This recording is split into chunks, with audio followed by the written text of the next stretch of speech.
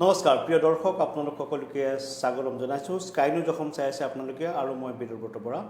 বিশেষ এটি বিষয় লৈ আপোনালোকৰ মাজলৈ আহিছোঁ নিৰ্বাচন আহিছে সকলো ভোট দিবলৈ সাজু হৈছে কিন্তু 2016 চনত কি হৈছিল নিৰ্বাচনত বা 2019 চনৰ যি লোকসভা নিৰ্বাচন হৈছিলে লোকসভা নিৰ্বাচনত মানুহে কাক ভোট দিছিলে কেনেকৈ ভোট দিছিলে পছন্দৰ প্ৰাৰ্থী নথকা অৱস্থাত মানুহে কি কৰিছিলে এই ধৰণৰ প্ৰশ্ন এতিয়া আপোনাৰ মনতো আহিছে যে আপুনি কাক ভোট দিব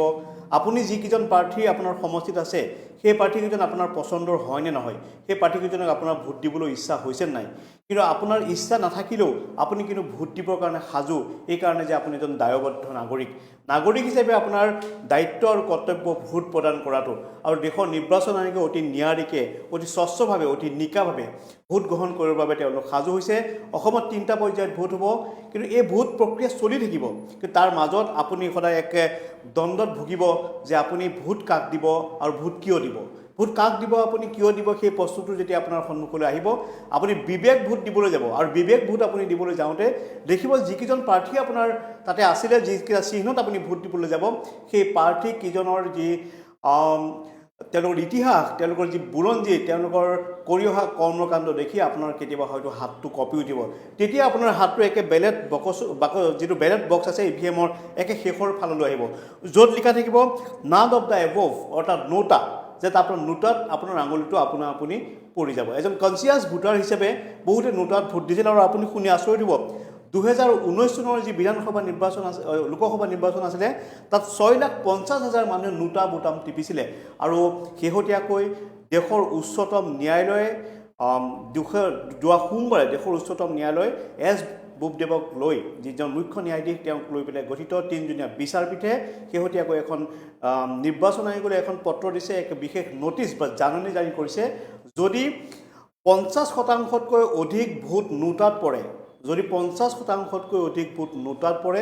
তেতিয়াহ'লে সেই সমষ্টিটোত পুনৰ ইলেকশ্যন হ'ব নে নহয় বা ইলেকশ্যন হ'ব লাগে কিয় বা ইলেকশ্যন কিয় হ'ব নালাগে এই ধৰণে এক জাননী জাৰি কৰিছে খুব সোনকালে নিৰ্বাচন আয়োগে সেই সন্দৰ্ভত এক কথা বা তেওঁলোকৰ কি জনাব লগা বিষয় তেওঁ উচ্চতম ন্যায়ালয়ক তেওঁলোকে জনাব আৰু উচ্চতম ন্যায়ালয়ে সেই সন্দৰ্ভত খুব সোনকালে নিশ্চয় হিয়াৰিং কৰিব আমি আপোনালোকক জনাই দিছোঁ অশ্বিনী কুমাৰ উপাধ্যায় নামৰ এজন আইনজ্ঞই নোটা সন্দৰ্ভত উচ্চতম ন্যায়ালয়ত এক PIL অৰ্থাৎ ৰাজহুৱা স্বাৰ্থ জড়িত এক আবেদন জনাইছিল আৰু সেই আবেদনৰ ভিতৰতে শেহতীয়াকৈ ভিত্তিত উচ্চতম ন্যায়ালয় দেশৰ নিৰ্বাচন আয়োগলৈ এক নটিচ দিছে কিন্তু আজি আমাৰ আলোচনাৰ বিষয় উচ্চতম ন্যায়ালয়ে যি ধৰণৰ জাননী দেশৰ নিৰ্বাচন আয়োগলৈ প্ৰেৰণ কৰিছে সেইটো বিষয় নহয় আমাৰ বিষয় নোটা 2016 চনত কোনে কেনেকৈ ভোট দিছিলে নোটাৰ ফলত কোন জিকিছিল কোন হাৰিছিল আপোনালোকে শুনি আচৰিত হ'ব 9জনকৈ বিধায়ক নোটাৰ কাৰণে হাৰিছিলে 9জনকৈ বিধায়ক নোটাৰ কাৰণে হাৰিছিলে আৰু এই গোটেই বিষয়টো বিশ্লেষণ কৰি উলিয়াইছে এছ'চিয়েশ্যন অফ ডেম'ক্ৰেটিক ৰিফৰ্মছৰ আমাৰ অসমত যিজনে চোৱা চিতা কৰে আছাম ইলেকশ্যন ৱাটছৰ তছুদ্দুক আৰিফুল হুছেইন মই তেখেতক স্বাগতম জনাইছোঁ আৰু তেওঁ এটা খুব ধুনীয়া এটা বিশ্লেষণ তেওঁলোকে প্ৰকাশ কৰি উলিয়াইছে মই প্ৰথমেই আৰিফক স্বাগতম জনাইছোঁ অনুষ্ঠানলৈ আৰু আৰিফ আপোনালোকে যিটো ৰিপৰ্ট আজি ৰাজহুৱা কৰিছে সেই ৰিপৰ্টৰ সাৰমৰ্ম বা মূল কথা কি মূল কথাটো হৈছে যে আমাৰ যিটো ৰাজনৈতিক পৰিকাঠাম বা নিৰ্বাচনী প্ৰক্ৰিয়া সেই নিৰ্বাচনী প্ৰক্ৰিয়াটোত সকলো মানুহ সন্তুষ্ট নহয় বহুত মানুহে সন্তুষ্ট নহয় কিয় সন্তুষ্ট নহয় যে আমাৰ যিটো প্ৰক্ৰিয়া সেই প্ৰক্ৰিয়াটোত দেখা গৈছে যে এজন মানুহ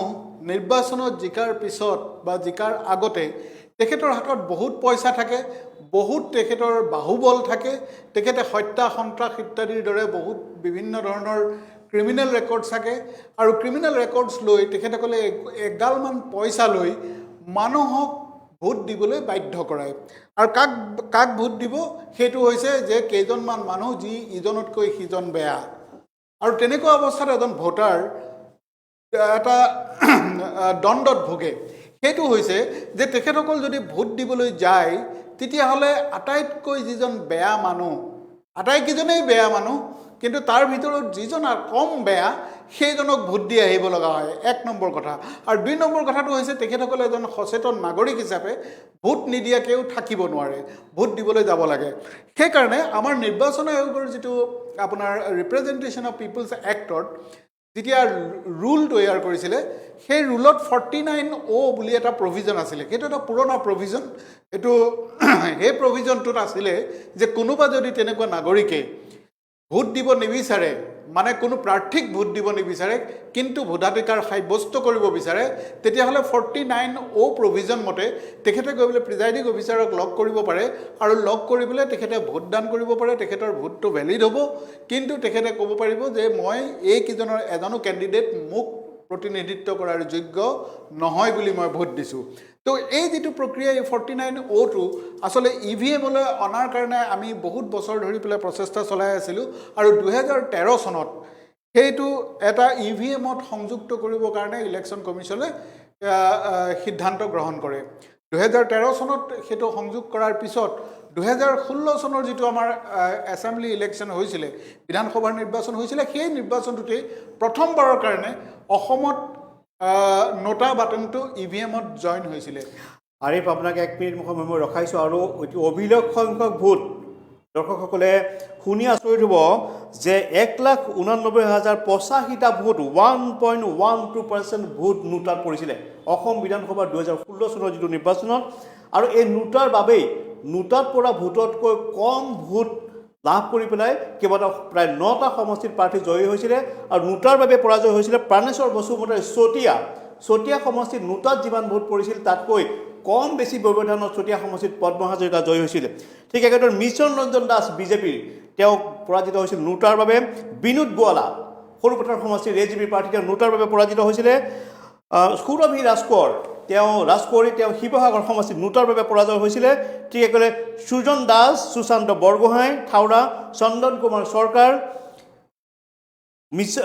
মিহবাহুল ইছলাম লস্কৰ দিলীপ মৰাণ এইসকল নোটাৰ বাবে পৰাজয় হৈছিলে অত্যন্ত গুৰুত্বপূৰ্ণ কথা আৰু নোটাত 2016 চনত 1,00,000 প্ৰায় 90,000 ভোট নোটাত পৰিছিলে আমি গোটেই তালিকাখন আপোনালোকৰ ওচৰত দেখুৱাম কিন্তু আৰিফে বিশ্লেষণ কৰিব যে নোটাতকৈ কম ভোটত বিজয়ী হোৱা তালিকাখন আচলতে কি এই তালিকাখনৰ পৰা আমি কি বুজিম এইখনৰ পৰা আমি এইটোৱে বুজিব পাৰোঁ যে চাওক এতিয়া আপুনি প্ৰথম যিটো পদ্ম হাজৰিকা আৰু প্ৰাণেশ্বৰ বসুমতাৰীৰ যিটো প্ৰতিদ্বন্দ্বিতা হৈছিলে চতিয়া সমষ্টিত সেইটোত একচুৱেলি ব্যৱধান তেখেতে যিটো ভিক্টৰী মাৰ্জিন মানে যিমান সংখ্যক ভোটত তেখেত জিকিছিলে সেই জিকা ভোটৰ সংখ্যা আছিলে 1818 মানে 1818টা ভোটত তেখেত জিকিছিলে কিন্তু সেই সময়ত নোটাত ভোট পৰিছিলে কিমান 1941টা তাৰমানে 123টা ভোট সেই সময়ত নোটাত পৰিছিলে এতিয়া প্ৰশ্নটো হৈছে যে যিজন হাৰিলে তেখেতে যদি সেই নোটা ভোট দিয়া মানুহসকলক যদি তেখেতৰ পক্ষলৈ আনিব পাৰিলেহেঁতেন তেতিয়াহ'লে তেখেত জিকি গ'লহেঁতেন মানে 123টা ভোট নোটাতকৈ কম পাইছিলে নোটাতকৈ কম পাইছে নোটাত বেছি ভোট পৰিছিলে হয় নোটাত বেছি ভোট পৰিছে হয় তো এই যিটো অৱস্থা আমি সেইকাৰণে ভাবোঁ যে নোটা এটা আত্মসন্মানৰ ভোটাৰৰ আত্মসন্মানৰ এটা প্ৰতিবিম্ব আমি ছেকেণ্ডটো যদি চাওঁ কৰিমগঞ্জত কমলাক্ষ দেৱপ্ৰকাশ জিকিছিলে আৰু নোটাত তেওঁ সেই সময়ত ভোট পৰিছিলে যদি আমি চাওঁ 676টা ভোট নোটাত পৰিছিলে আৰু তেওঁ জয়ী হৈছিলে 468টা ভোটৰ ব্যৱধানত অৰ্থাৎ 206টা ভোট নোটাত বেছিকৈ পৰিছিলে তেওঁ যিটো ভোটত জিকিছিলে যিমান পৰিমাণৰ ভোটত তাতকৈ নোটাত পৰা ভোটৰ সংখ্যা বেছি সৰুপথাৰ সমষ্টিত যদি আমি চাওঁ বিনোদ গোৱালা তেওঁ পৰাজিত হৈছিলে ৰজনীনা তিৰ্কিটা জয়ী হৈছিলে আৰু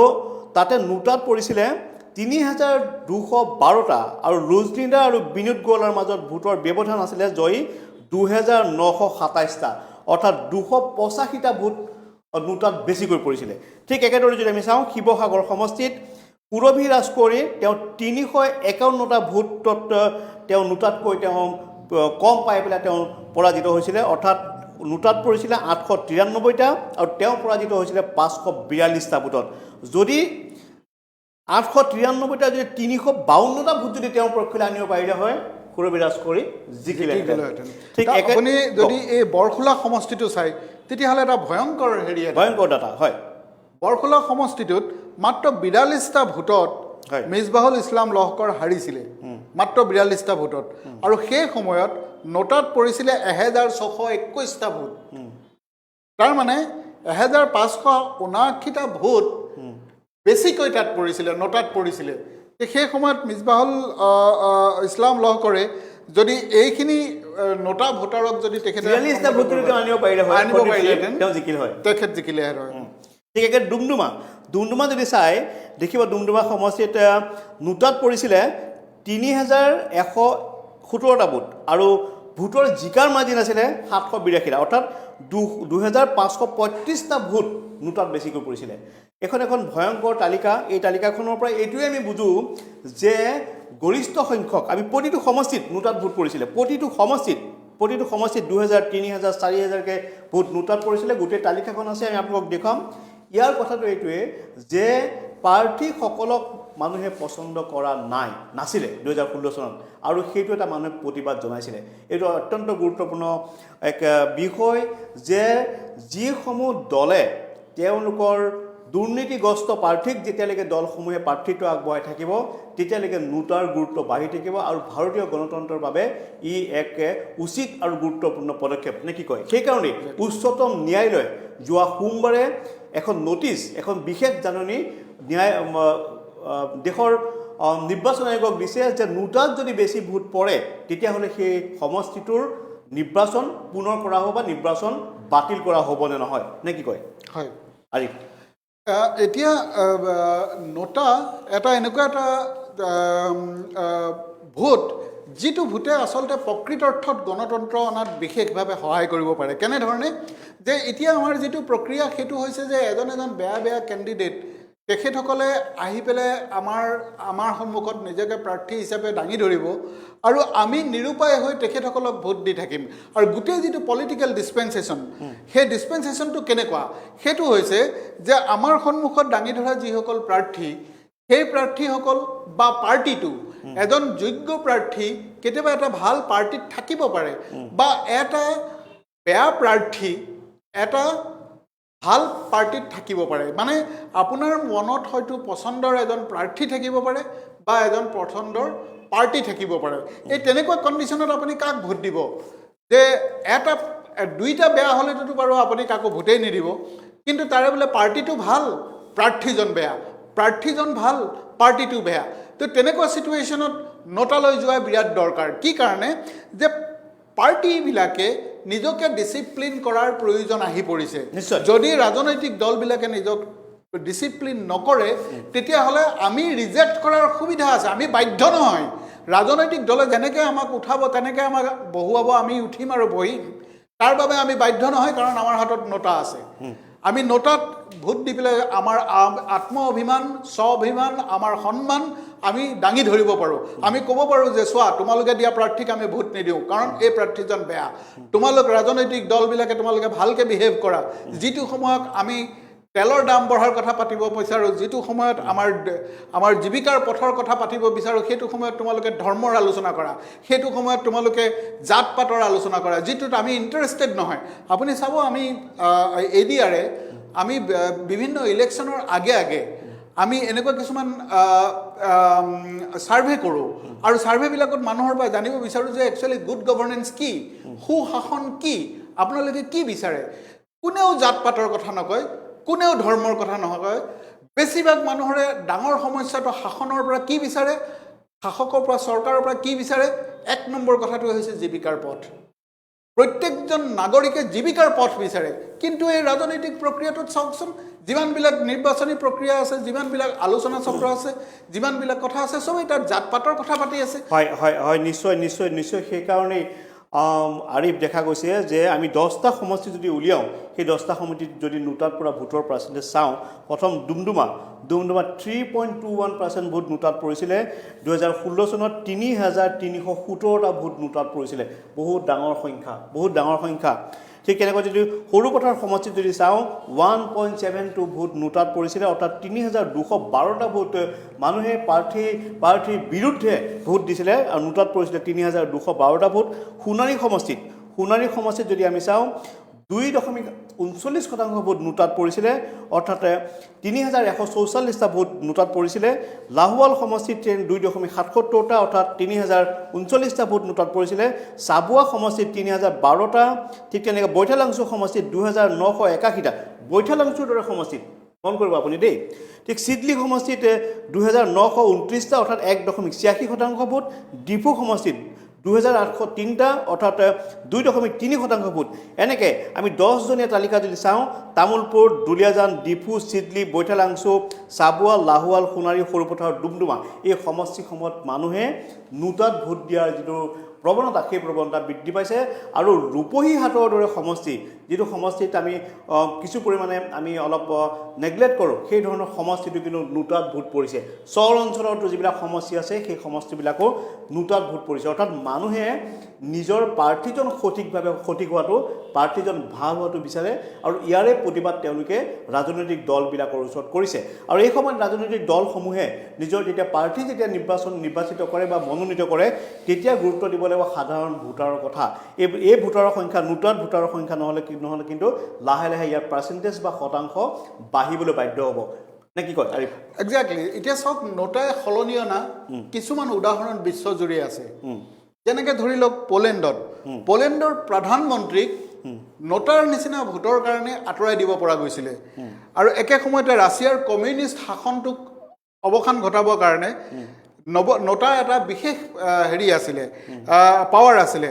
এতিয়া নোটাৰ নামটো আমাৰ ইণ্ডিয়াত তাক নোটা বুলি কয়, বেলেগ বেলেগ কাণ্ট্ৰিত। ইণ্ডিয়া একচুৱেলি যেতিয়া 2013 চনত প্ৰথম নোটাটো EVM-ত সংযোগ কৰিছিলে, তেতিয়া আমাৰ ইণ্ডিয়াখন বিশ্বৰ ভিতৰত 14 নম্বৰ ৰাষ্ট্ৰ হৈছিলে, যে যি নোটাৰ নিচিনা এটা ভোট সংযোগ কৰে। অন্যান্য ৰাষ্ট্ৰবিলাক যেনেকৈ গ্ৰীচ, স্পেইন, কলম্বিয়া, এই কাণ্ট্ৰিবিলাকত ইয়াক এটা হোৱাইট ভোট বুলি কয়, বগা ভোট। নোটা বুলি নকয়, তাত বগা ভোট বুলি কয়। ঠিক তেনেধৰণে আৰ্জেণ্টিনাত ইয়াক আকৌ ব্লেংক ভোট বুলি কয়, খালী ভোট। আৰু আনহাতে ইউক্ৰেইনত আকৌ ইয়াক কয় যে against all vote, against all. তো তেনেকৈ বিশ্বজুৰি ইয়াৰ বহুতকেইটা উদাহৰণ আছে। আৰু সেই বিশ্বজুৰি গণতন্ত্ৰক এনেকুৱা যদি কিছুমান কৰাপ্ট প্ৰেক্টিচৰ মাজলৈ গুচি যায়, যদি কোনো ৰাজনৈতিক প্ৰক্ৰিয়াটোত ৰাজনৈতিক দলবিলাকৰ ব্যৱহাৰত বা ৰাজনৈতিক নেতাবিলাকৰ ব্যৱহাৰত যদি অতিষ্ঠ হয়, তেতিয়াহ'লে সেই গণতন্ত্ৰত এইটোৱেই ব্যৱস্থা আটাইতকৈ শক্তিশালী, যাৰ জৰিয়তে আমি মানুহখিনিক তললৈ নমাই আনি আমি ভৰিৰ তলত ৰাখিব পাৰোঁ। জনসাধাৰণৰ ভৰিৰ তলত শাসকসকলক ৰখাটোৱে হৈছে গণতন্ত্ৰৰ আটাইতকৈ ডাঙৰ সুবিধা, আটাইতকৈ ডাঙৰ পাৱাৰ। যে আজি হয়তো কোনোবা এজন বিৰাট ডাঙৰ মানুহ হিচাপে, ডাঙৰ নেতা হিচাপে জনসাধাৰণে প্ৰক্ষেপ কৰিছে, আৰু পিছদিনাখনেই সেই জনসাধাৰণেই সেই তেখেতক আনি পেলাই গচকি ধৰিব পৰাৰ ব্যৱস্থাও গণতন্ত্ৰত থাকিব লাগে। আৰু থাকিবৰ কাৰণে এই নোটাটোৱে আটাইতকৈ ডাঙৰ শক্তি আজিৰ তাৰিখত। নহ'লে নোটা যদি নাথাকে, আমি কেনেকৈ ক'ম যে ইটোতকৈ সিটো ৰাজনৈতিক দল বেয়া? আপুনি ইটো ৰাজনৈতিক দলক বেয়া কথাবোৰ কওক, তেতিয়া সেই ৰাজনৈতিক দলটোৱে ক'ব যে আগৰ ৰাজনৈতিক দল এইটোৱে আমুক কৰিছিলে। ৰাজনৈতিক দলবিলাকৰ অৱস্থা এতিয়া এনেকুৱা হৈছে, এতিয়া ৰিহন দৈমাৰী বিশ্বজিৎ দৈমাৰী ৰাজ্যসভাৰ সাংসদ। বিশ্বজিৎ দৈমাৰীক এইবাৰ পানীৰ সমষ্টিৰ পৰা বিজেপি দলে প্ৰাৰ্থিত্ব আগবঢ়াইছে বিধানসভাত। এজন ৰাজ্যসভাৰ সাংসদ, যি বিধায়কসকলে নিৰ্বাচিত কৰে, তেওঁ আকৌ বিধায়ক হিচাপে প্ৰতিদ্বন্দ্বিতা আগবঢ়াইছে। ইয়াতকৈ আৰু দুখৰ কথা কি হ'ব পাৰে? আপুনি লোকসভাৰ সাংসদ, আপুনি কোকৰাঝাৰ লোকসভাৰ সাংসদ, তেওঁ বিধানসভালৈ আহিব বিচাৰিছে। তেওঁ বোধ কৰোঁ বৰমা সমষ্টিত মনোনয়ন পত্ৰ দিবৰ কাৰণে প্ৰস্তুতি চূড়ান্ত কৰিছে, নৱকুমাৰ শৰণীয়ে। ইয়াতকৈ আৰু দুখৰ কথা কি আছে? গতিকে এইসকল লোকে, আপুনি মন কৰিব, অতুল বৰা দিছপুৰ সমষ্টিত, অতুল বৰাৰ বয়স হৈছে, অতুল বৰাই কিছুমান কাম কৰিম বুলি কৈ ৰাইজক প্ৰতিশ্ৰুতি শেষ কৰিব পৰা নাই। সেই অতুল বৰাৰ সমষ্টিত জয়ন্ত দাস নামৰ এজন যুৱ নেতাই দীৰ্ঘদিন ধৰি কাম কৰিছিলে, তেওঁ প্ৰাৰ্থিত্ব লাভ কৰিব বিচাৰিছিলে। কিন্তু অতুল বৰা হয়তো পুনৰ নিৰ্বাচিত হ'ব, কিন্তু বেলেগকো সুবিধা দিব লাগে যে সকলোৱে যে বছৰৰ পিছত বছৰ ধৰি তেওঁলোক যে প্ৰাৰ্থী হৈ থাকিব লাগে। আপুনি বিজেপিৰ যিখন শেহতীয়া জ্যেষ্ঠতা তালিকা প্ৰকাশ কৰিছে, তাত অতুল বৰাৰ দৰে লোকৰ নাম পুনৰ অন্তৰ্ভুক্ত হৈছে। দিছপুৰ সমষ্টিৰ মই ভোটাৰ হিচাপে, মই দিছপুৰ সমষ্টিৰ ভোটাৰ, মই ভোটটো কাক দিম? এতিয়া মই পাৰিম নে নাই প্ৰতিশ্ৰুতি ভংগ কৰা মানুহজনক ভোট দিবৰ কাৰণে? এই ধৰণৰ প্ৰশ্ন নিশ্চয় বাৰে বাৰে আহিব। নতুন প্ৰজন্মৰ লোকক যদি আমি সুবিধা নিদিওঁ, তেতিয়াহ'লে কিন্তু নোটাৰ গুৰুত্ব লাহে লাহে বাঢ়ি থাকিব সেইকাৰণে নিৰ্বাচন আয়োগেও এতিয়া শেহতীয়াকৈ নিৰ্বাচন আয়োগৰ যিসকল বিষয়া আছে সেই বিষয়াসকলে যথেষ্ট পৰিমাণে গুৰুত্ব দিছে যে সকলোৱে ভোট দিবলৈ আহক নতুন প্ৰজন্মৰ লোক ভোট দিবলৈ আহক আৰু প্ৰয়োজন হ'লে তেওঁলোকে নোটাত ভোট দিয়ক তেওঁলোকে দেখুৱাই দিছে যে আমাৰ EVMৰ একে তলৰ যিটো থাকিব তলত যিটো চিহ্ন থাকিব এইটো নোটা থাকিব গতিকে আপুনি ভোট দিবই লাগিব যদি আপোনাৰ প্ৰাৰ্থীৰ পচন্দ নহয় তেতিয়াহ'লে আপুনি নোটাত ভোট দিয়ক আৰু এই যিটো প্ৰক্ৰিয়া মানে প্ৰাৰ্থী নিৰ্বাচনৰ যিটো প্ৰক্ৰিয়া যে এজন প্ৰাৰ্থী তেওঁ সদায় সেই পাৰ্টিটোৰ পৰা বা দলটোৰ পৰা প্ৰাৰ্থিত্ব লাভ কৰিব থাকিব লাগিব বুলি কিবা ধৰা বন্ধা কথা আছে নেকি বা এই ধৰণৰ ব্যৱস্থা সলনি নোহোৱাৰ কাৰণেই নোটাৰ প্ৰতি মানুহৰ আস্থা বাঢ়ি যোৱা কথাটো নহয় জানো আচলতে নোটাই এই ধৰণৰ যিবিলাক আমাৰ প্ৰক্ৰিয়া যিবিলাক মানে বেয়া গোন্ধাই যোৱা এটা প্ৰক্ৰিয়া ৰাজনৈতিক দলবিলাকৰ সেই প্ৰক্ৰিয়াটোক বিৰোধ কৰাৰ এইটোৱে এটা ডাঙৰ সুবিধা নোটাটোৱে আপুনি এটা দুটা খবৰ বৰ ভাল পাব এটা হৈছে যে মহাৰাষ্ট্ৰ গভৰ্ণমেণ্টে মহাৰাষ্ট্ৰ ইলেকশ্যন কমিশ্যনে যেটো আমাৰ ষ্টেট ইলেকশ্যন কমিশ্যন থাকে সেই ষ্টেট ইলেকশ্যন কমিশ্যনৰ মহাৰাষ্ট্ৰ ইলেকশ্যন কমিশ্যনে তেতিয়া নোটাটো তেওঁলোকে যদি নোটাত কোনোবা জিকে কোনোবা কনষ্টিটুৱেঞ্চিত যদি নোটা আটাইতকৈ বেছি ভোট পায় তেতিয়াহ'লে আটাইকেইজন কেণ্ডিডেটকে নাকচ কৰিব বুলি তেখেতসকলে ইতিমধ্যে ঘোষণা কৰিছে নটিফিকেশ্যন উলিয়াইছে আৰু এইটো ৰাজস্থানতো সেই তেনেকুৱা হৈছে আৰু আনহাতে যোৱাবাৰ যেতিয়া আপোনাৰ ৰাজ্যসভাৰ নিৰ্বাচন হৈছিলে ৰাজ্যসভাৰ নিৰ্বাচনতো বিচাৰিছিলে যে তাত নোটা থাকক কিন্তু তেতিয়া ইলেকশ্যন কমিশ্যনে নোটাটো কেৱল মাত্ৰ এই বিধানসভা আৰু বিধানসভা আৰু লোকসভাৰ ক্ষেত্ৰতে প্ৰযোজ্য হ'ব বুলি কৈছে তো গতিকে এই ধৰণৰ বিভিন্ন চৰ্চা এতিয়াও চলি আছে বহুতে শংকিত হৈছে আৰু বহুতে শংকিত হৈ নোটাটোক ক'ব বিচাৰিছে যে এইটো নোটাৰ ভোটটো এটা ৱেষ্টেজ এইটো কাৰণে ক'ব বিচাৰিছে ৱেষ্টেজ বুলি কাৰণ নোটাই তেখেতসকলক আটাইতকৈ ডাঙৰ চেলেঞ্জটো ক্ৰিয়েট কৰিব খুব সোনকালে যেতিয়া মানুহ সচেতন হৈ আহিব মানুহে গম পাব যে এই নাচ গান সেইবিলাক আমি ইণ্টাৰেষ্টেড নহয় আমি ডেভেলপমেণ্টত ইণ্টাৰেষ্টেড আমি ইণ্টাৰেষ্টেড খোৱা পানীৰ কাৰণে আমি ইণ্টাৰেষ্টেড এনভাইৰনমেণ্ট প্ৰটেকশ্যনৰ কাৰণে কোনো এটা আপুনি যদি ৰাজনৈতিক দলৰ এতিয়া মানে মৰ্চাবোৰ শুনিছে বিভিন্ন ধৰণৰ ৰাজনৈতিক দলবিলাকৰ আপুনি আৰু মন কৰিব নতুন প্ৰজন্মৰ কাৰণে নতুন প্ৰজন্মৰ ভৱিষ্যত সুৰক্ষাৰ কাৰণে কোনোবাটো দলে এতিয়ালৈকে কিবা এজেণ্ডা ঘোষণা কৰিছেনে একো নাইকিয়া একোৱে নাইকিয়া আমি নোহোৱা হৈ যাম আমি বেছি দিন জীয়াই নাথাকোঁ কিন্তু আমাৰ ল'ৰা ছোৱালী আমাৰ সতি সন্ততিৰ কি হ'ব তেওঁলোকৰ ভৱিষ্যত কি হ'ব তেওঁলোকৰ ভৱিষ্যত সুৰক্ষাৰ বাবে কোনোবা ৰাজনৈতিক দলে চিন্তা কৰিছেনে কোনেও নকৰে আপুনি পৰিৱেশৰ কথা ক'লে পৰিৱেশ উন্নয়নৰ কথা সেই কথাবিলাক কিন্তু ৰাজনৈতিক দলবিলাকে কেতিয়াও চিন্তা নকৰে কংগ্ৰেছে 5টা গেৰাণ্টি দিছে কিহৰ গেৰাণ্টি দিছে কংগ্ৰেছৰ গেৰাণ্টিৰ কিবা মূল্য আছেনে বিগত 15 বছৰ কংগ্ৰেছে শাসন কৰি এই গেৰাণ্টিসমূহ পূৰণ কৰিব কিয় নোৱাৰিলে এই ধৰণৰ কথা বতৰা নিশ্চয় মানুহৰ মাজত আলোচনা হৈছে কেৱল ধৰ্মৰ ভিত্তিক ৰাজনীতি কেৱল মানুহক ভাগ ভাগ কৰাৰ ৰাজনীতি এইবিলাক ৰাজনীতি নোহোৱা কৰিব যেতিয়াই নোটাৰ গুৰুত্ব আৰু অধিক বৃদ্ধি পাব এতিয়া মানুহে সেইকাৰণে বুজি পোৱা হৈছে যে এতিয়া যিমানবিলাক আপোনাৰ জৰুৰী কথা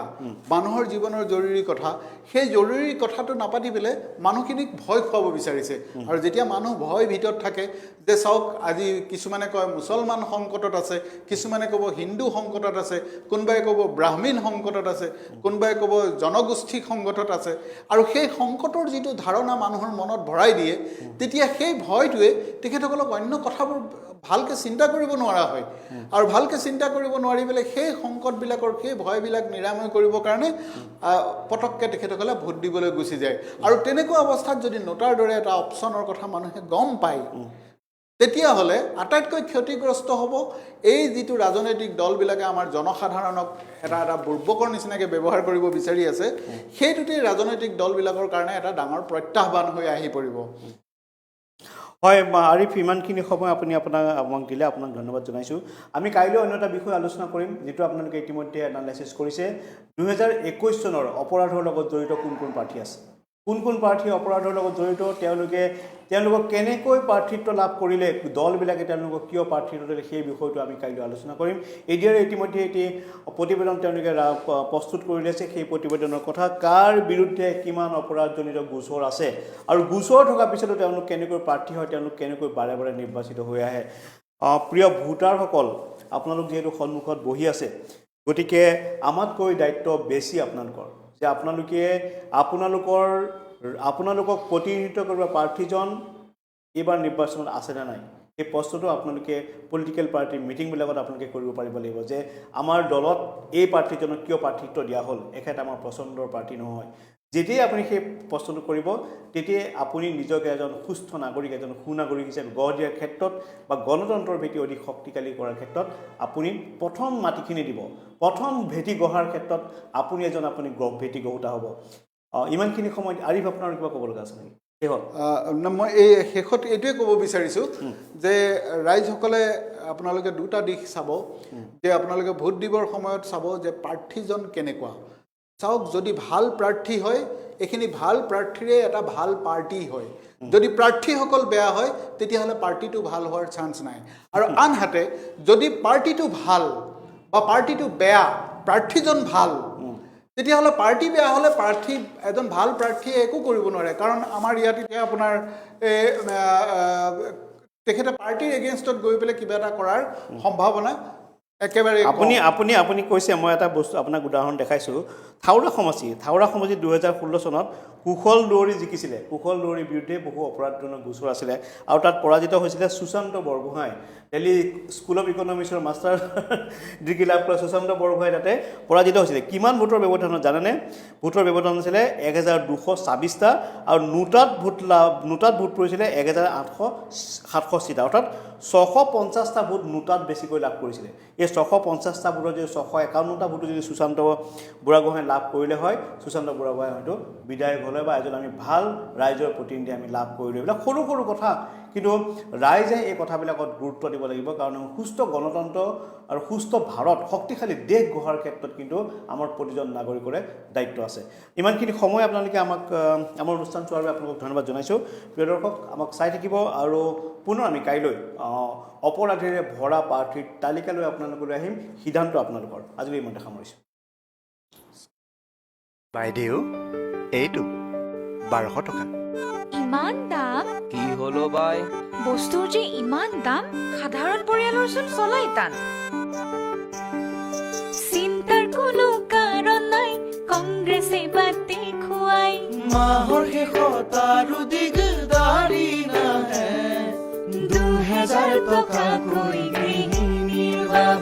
গৃহিণীৰ বাবে 2000কৈ টকা প্ৰতি মাহে আহি আছে কংগ্ৰেছ গেৰাণ্টিৰ সৈতে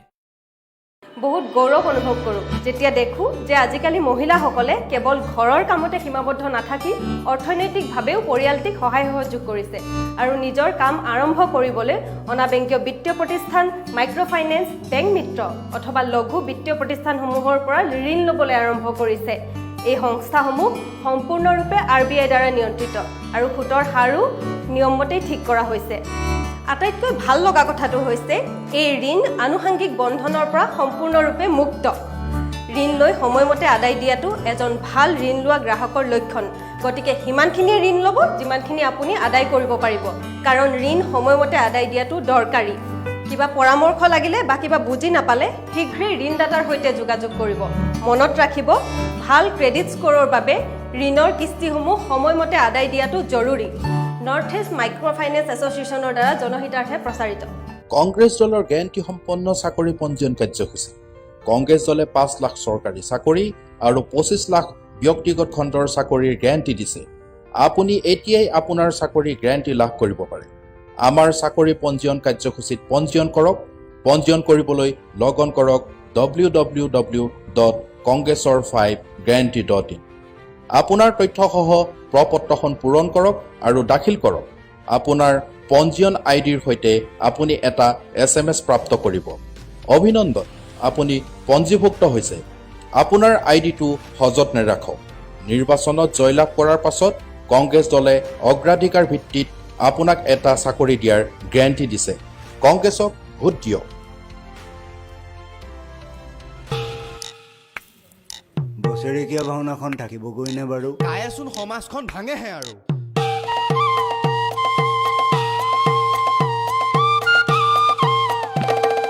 বাজিব শংখ বাজিব কাতৰাই কংগ্ৰেছে দিৱসা বিৰোধৰ